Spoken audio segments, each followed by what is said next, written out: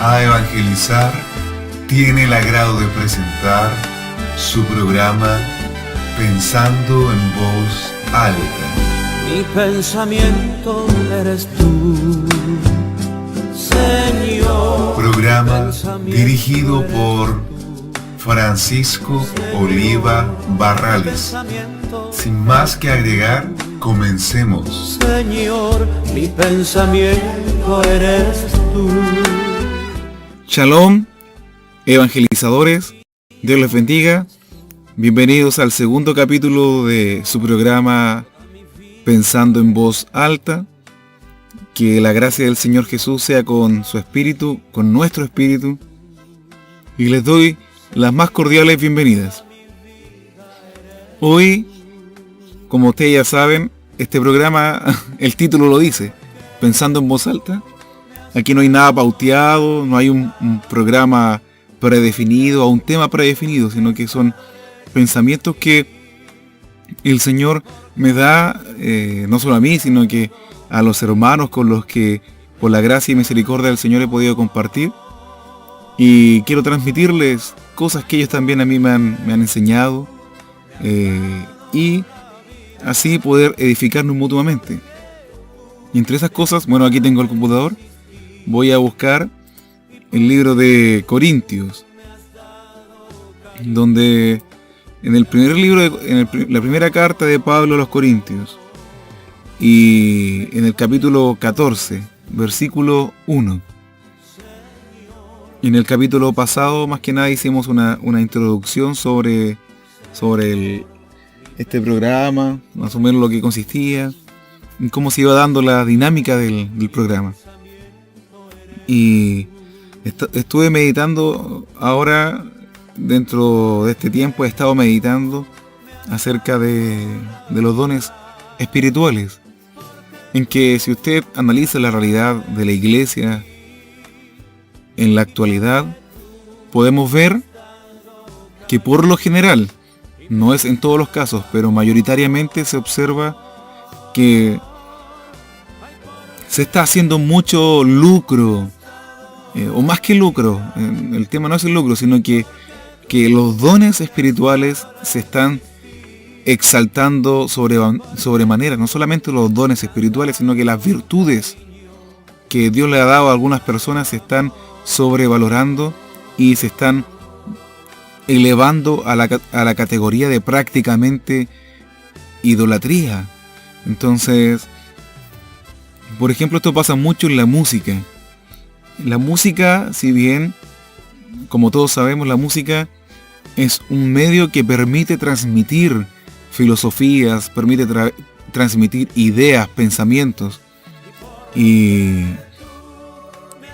el Señor muchas veces a nosotros, a través de la música, nos ha bendecido, nos ha restaurado, sanado, pero también el enemigo ha utilizado este elemento. Primero que todo, ha distorsionado la música cristiana de estos tiempos, la música cristiana contemporánea, más conocida como MCC, la ha distorsionado. Ya los artistas, los hermanos que en un tiempo eran músicos consagrados al Señor, hoy cantan para vender. En sus canciones ya no especifican a quién le cantan, o si mencionan a Dios o a Jesús, lo mencionan como un detalle decorativo. Y cuando utilizan la palabra Dios, uno puede pensar, ¿qué Dios? Porque cada religión que existe en la tierra tiene un Dios distinto. El Dios de la Escritura, el Dios de Abraham, de Isaac y de Jacob, el Dios de los apóstoles, no es el mismo Dios del catolicismo romano, de los adventistas, del mormonismo, de los testigos de Jehová, de los mahometanos, de los musulmanes, de los judíos. No es el mismo Dios.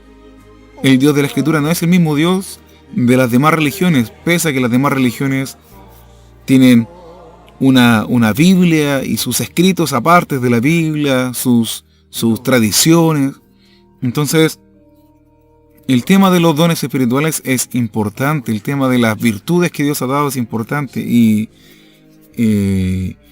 como les decía, el enemigo ha ido distorsionando en cierto grado y de una forma extraordinaria estas cosas que Dios ha regalado a los creyentes para el único propósito de edificar la iglesia de Dios. La música es un caso también en el tema de la teología. Por ejemplo, se da mucho en los círculos pentecostales que cuando se menciona la palabra teología, pareciera que la palabra teología fuera satánica, como que se ha satanizado, se ha demonizado la palabra teología en algunas partes. Y en otros lados la palabra teología se ha utilizado para crear, sino que para inventar y desarrollar una serie de ideas totalmente antibíblicas y oponerse a Dios, a tal punto de que existen ateos que son teólogos y hacen clases y ganan dinero por dar sus clases. Como también por el otro lado existen personas que rechazan completamente el conocimiento y el razonamiento y solamente se apegan a experiencias extrasensoriales y a experiencias emocionales y almáticas. Entonces, por un lado tenemos un extremo, por otro lado tenemos otro extremo, y no hay cómo equilibrarse. Entonces se ha desvirtuado mucho este tema. Se ha utilizado también mucho el tema de los dones espirituales para causar conflictos, ya sea por profecías. Hay veces que hay personas que cuando van a profetizar, en vez de profetizar, es como que estuvieran adivinando, pasan a ser una suerte de adivinos y no profetas de Dios. Hay mucha gente que una vez que deja de fluir la revelación del Espíritu Santo a través de la profecía, se acuerdan de comentarios, de cosas que les contaron, de la persona por la cual están orando, y muchos transmiten su parecer, su perspectiva a través de la profecía, y en vez de bendecir la vida del hermano, y en vez de tener temor de Dios y guardar silencio y decir hasta aquí habló Jehová, hablan de su propia conveniencia. Entonces, leía, como les mencionaba anteriormente, 1 Corintios 14, desde el versículo 1, y voy a leer en la Biblia textual, tercera edición, para que juntos sigamos la lectura. Si usted tiene la Reina Valera 1960, igual puede seguir. No son muchas las cosas que cambian, pero la idea es poder comenzar a hablar de lo que el Señor inspiró al apóstol Pablo a escribir. Leo en el nombre de Jesús, 1 Corintios 14, 1. Pero antes de leer, vamos a orar al Señor. Vamos a hacer una breve oración para que el Señor nos guíe en este momento. Padre Celestial, en el nombre del Señor Jesús, te doy gracias por la oportunidad de hablar tu palabra, de comunicar tus palabras, Señor, a nuestros hermanos y oyentes. Bendiga las vidas, Padre, de aquellos que van a escuchar por tu misericordia. Así como abriste el corazón de Lidia, Padre Celestial, te ruego en el nombre de Jesús que abras los corazones de los oyentes. Abre sus oídos espirituales, Señor. Abre su entendimiento, por favor. Te lo ruego en el nombre de Jesús. Y gracias te doy, Dios eterno. Gracias te doy. Te ruego que el Espíritu Santo, Señor. Te ruego, Padre, que tu Espíritu convenza de pecado, justicia y juicio. Que tu Espíritu, Dios mío, opere poderosamente en nuestras vidas a través de tu palabra. Gracias, Dios mío, en el nombre de Jesús. Amén. Bien, 1 Corintios 14, 1 dice: seguid el amor y procurad los dones espirituales, pero sobre todo que profeticéis, porque el que habla en lenguas o en otro idioma no habla a los hombres, sino a Dios, pues nadie lo entiende, pues por el Espíritu habla misterios. Pero el que profetiza habla a los hombres para edificación y exhortación y consuelo.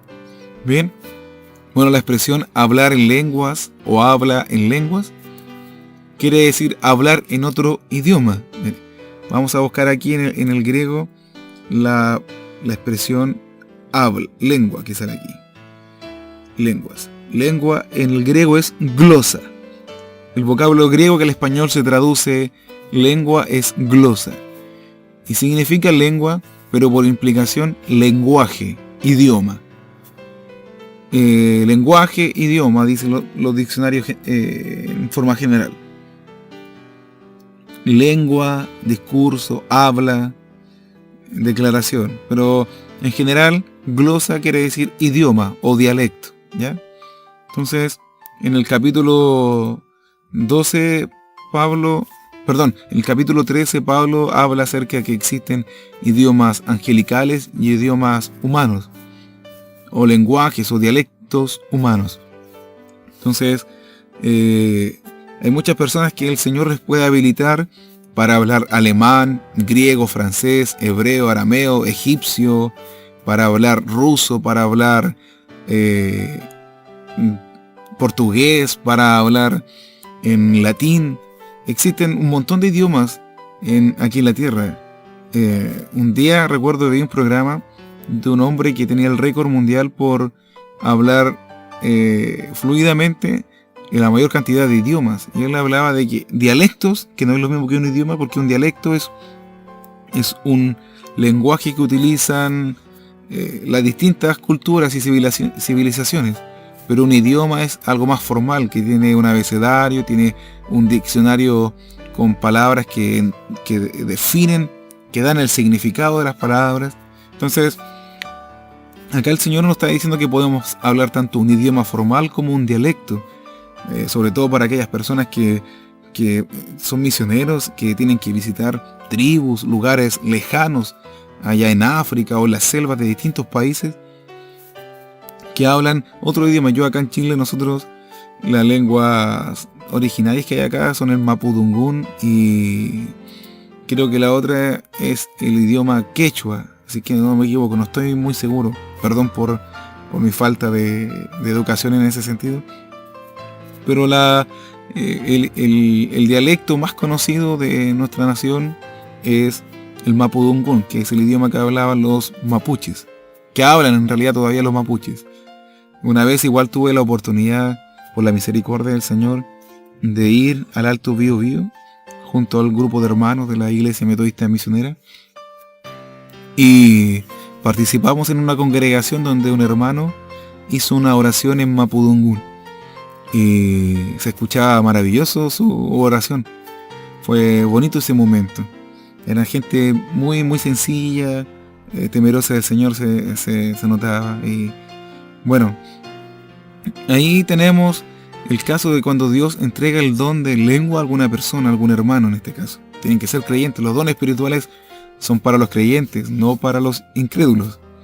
Entonces, pero el Señor dice que la persona que habla en otro idioma, en otro dialecto, si no tiene interpretación, que mejor no hable, porque se edifica a sí mismo. Aquí está diciendo 1 Corintios 14:4 dice: el que habla en lengua extraña a sí mismo se edifica, pero el que profetiza edifica a la iglesia. Ahora, profecía es, en términos generales, hablar bajo la influencia del Espíritu Santo, ¿ya? También la palabra profecía, vamos a buscar aquí inmediatamente en el griego, profetizar. Aquí en griego es profeteuo y significa predecir eventos, hablar bajo inspiración, ejercer el oficio profético. Bueno, profecía no necesariamente tiene que ver con hablar el futuro, porque más adelante el apóstol Pablo escribe acá, guiado por el Espíritu Santo, de que también una persona cuando profetiza puede sacar al descubierto lo que está oculto en el corazón de las personas. Imagínense que maravilloso. O sea, profetizar no es simplemente hablar de eventos futuros como tratan algunos en la televisión de darle énfasis a Nostradamus o a los mayas, como que ellos predijeron el futuro y cosas así. Sino que profetizar también tiene que ver con sacar al descubierto lo oculto del corazón. Lo oculto del corazón. Y cuando hablamos de lo oculto del corazón, hablamos de un lugar donde ni siquiera el enemigo puede ingresar hablamos de un lugar donde solo Dios tiene acceso. Satanás no puede conocer nuestros pensamientos, no puede conocer lo que nosotros estamos pensando, pero sí él puede deducir a través de nuestras acciones, palabras y emociones lo que nosotros hacemos. Es más, bueno, me estoy acordando de un estudio. Cuando estaba en mi carrera universitaria, había un ramo en el diplomado que se llamaba marketing personal, y allí nos enseñaron acerca de la comunicación no verbal y de la programación neurolingüística, donde se nos decía de que es posible predecir la conducta de una persona observándola por un determinado periodo de tiempo. Es más, también las personas tienden a actuar de cierta forma bajo ciertas circunstancias, y sus expresiones corporales delatan sus pensamientos.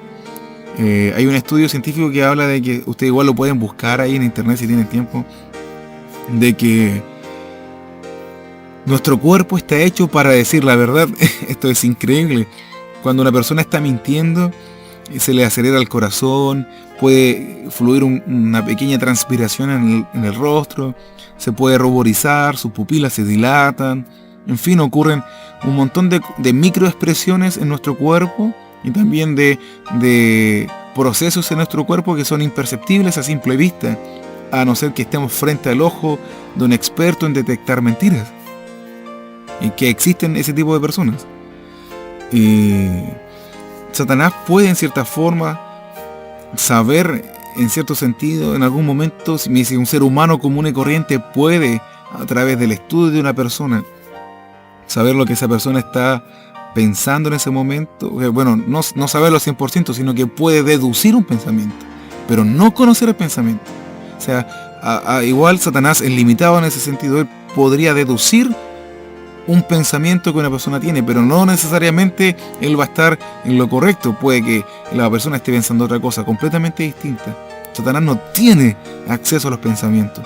Podría, por más que vigilara a una persona, que la estudiara, como el caso de Job, él puede estudiar a una persona, puede analizarla, puede seguirla. Incluso la Escritura habla de que existen personas que a nosotros nos espían.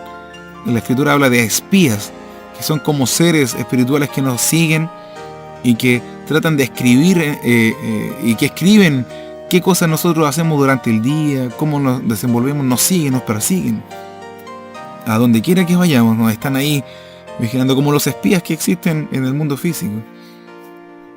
Y ellos podrían, en cierto grado, a través de esa información capturada, podrían deducir, podrían tal vez llegar a una conclusión que se aproxime a lo que estamos pensando, pero jamás podrán conocer lo oculto en nuestro corazón.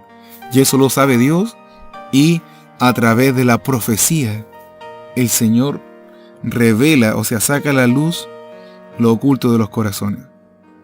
Qué maravilloso es el Señor.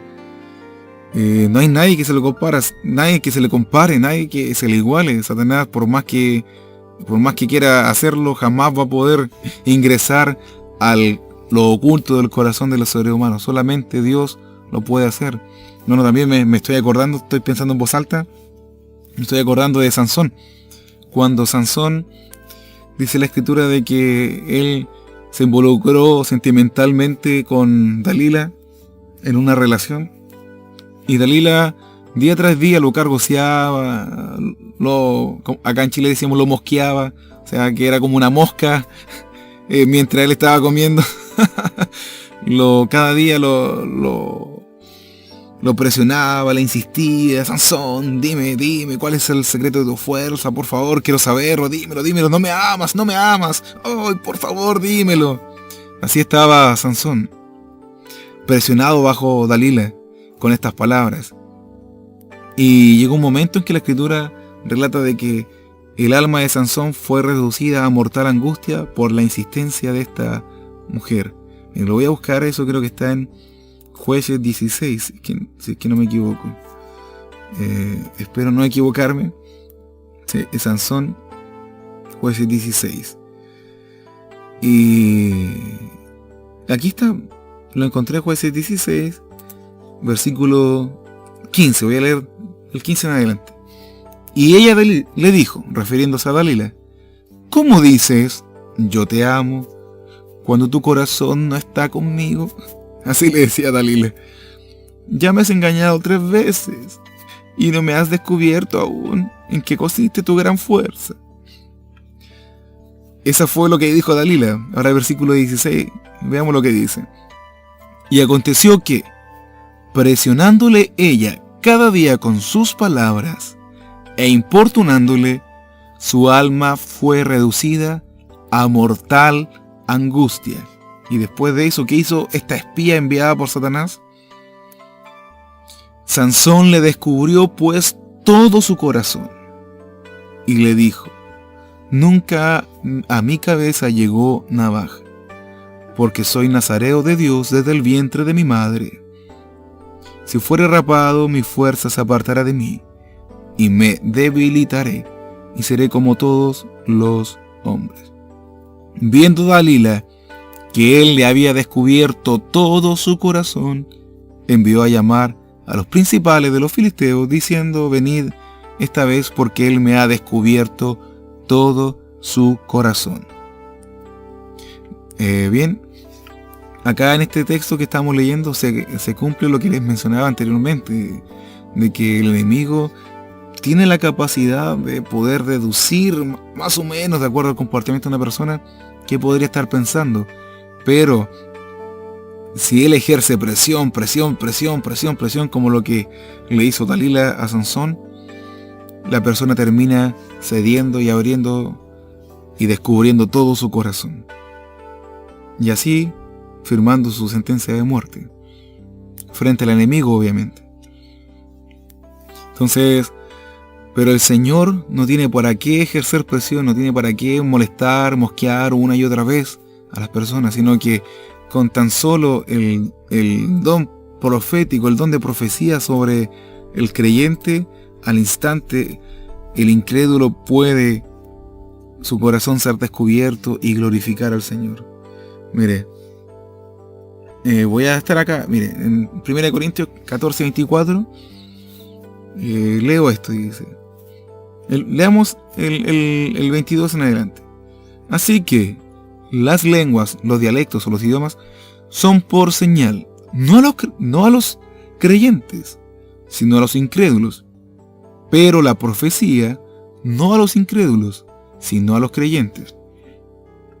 Si pues toda la iglesia se reúne en un solo lugar y todos hablan en lenguas, y entran indoctos o incrédulos, ¿no dirán que estáis locos?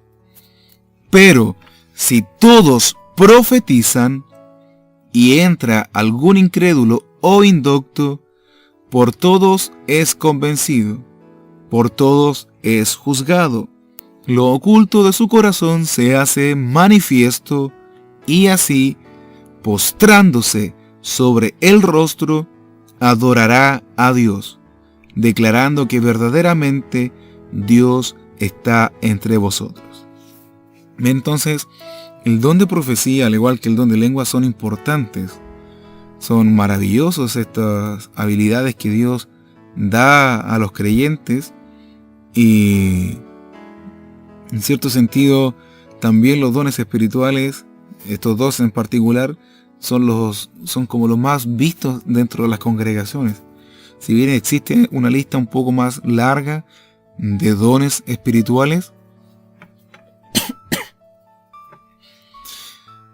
perdón, si bien existe una lista más larga de dones espirituales, estos dos son como los que más se ven dentro de las congregaciones. Meditaba de que una vez soñé con un hermano. Yo estaba en el sueño, estaba dentro del templo donde nos congregábamos, y soñé con un hermano. Comenzaba a hablar en lenguas en el sueño. Entonces yo lo observaba, y en el sueño el Señor me decía: Él no está hablando en lenguas porque yo lo estoy tocando, sino lo está hablando en lenguas para hacerse ver. O sea, el Señor me decía, Él no está hablando en lenguas porque movido por una motivación correcta, sino que está hablando en lenguas para hacerse ver, para que alguien lo vea, para llamar la atención de alguien. Y ese alguien era, en este caso, el pastor de la congregación. Entonces, yo en el sueño, después que desperté, medité en eso y le preguntaba al Señor que si eso es posible, y la verdad es que sí. Ya pasaba pasaba en la congregación que estaba en Corinto, que los hermanos hablaban en lenguas y todo desordenadamente. Entonces Pablo tuvo que ordenar, el Espíritu Santo a través de Pablo tuvo que ordenar el tema de las lenguas, porque se estaba prestando para desorden. Él dice en el versículo 4 del capítulo 14, dice: el que habla en lengua extraña a sí mismo se edifica, pero el que profetiza edifica la iglesia. Después dice: así que quisiera que todos hablaseis en lenguas, pero más que profetizaseis, porque mayor es el que profetiza que el que habla en lenguas, a no ser que las interprete para que la iglesia reciba edificación. Aquí me quiero detener, como de acuerdo al comentario que hice recién, de que generalmente se da que en las iglesias como que el don de lenguas es superior al de profecía, porque el de lenguas como que, además que la Escritura dice que el que habla en lenguas habla misterios entre Dios y él, pero si no tiene interpretación, la edificación es para sí mismo y lo demás es solamente exhibicionismo. Y después Pablo dice que el que habla en lengua debe hablar en secreto, para sí mismo, no para los demás. Así que, bueno, dicho todo esto, Pablo acá está diciendo que el que profetiza es mayor que el que habla en lenguas. ¿A qué se refiere con mayor? Nos está refiriendo que el que profetiza es una persona superior, con mayor jerarquía que el que habla en lenguas, o aquella persona que no habla en lengua o que no profetiza. No, cuando dice que es mayor, se está refiriendo a que la persona que profetiza está sirviendo a la iglesia. Porque aquí arriba dice que el que profetiza, en el versículo 4, el que profetiza edifica a la iglesia, pero el que habla en lenguas se edifica a sí mismo. O sea, el que habla en lenguas como que se está sirviendo a sí mismo. No le sirve a otros, no está sirviendo a los demás. Pero el que profetiza está sirviéndole a los demás, le está sirviendo a la congregación. Entonces, por eso el Señor dice que mayor es el que profetiza, cumpliendo la escritura que el Señor le habló a los apóstoles en Juan, que el mayor es el sirviente y el servido es el menor. Entonces, el que profetiza, por el hecho de estar sirviendo a los hermanos para que sean edificados, automáticamente pasa a ser mayor. En cambio, el que habla en lengua sin tener interpretación, se está sirviendo a sí mismo, por lo tanto es menor. ¿Ya? Pero no, cuando dice que es mayor, no está, vuelvo a reiterar, cuando dice que el que profetiza es mayor, no está hablando de jerarquía, de rango, de posición o de una estructura piramidal. No, está hablando de la acción del profeta, que es servir a la iglesia, edificándola con la profecía. Así que, hermanos míos, voy a dejar hasta acá este capítulo de hoy, este segundo capítulo. Espero que hayan sido bendecidos con estas breves palabras, breves comentarios. Que la gracia del Señor sea con su espíritu, hermanos amados. Y Dios les bendiga, evangelizadores. Que la paz de Dios, que sobrepasa todo entendimiento, inunde sus corazones. Y recuerden lo que siempre les digo: el Señor Jesús nos dio un mandamiento. Nos dijo que debíamos salir por el mundo a evangelizar. Shalom.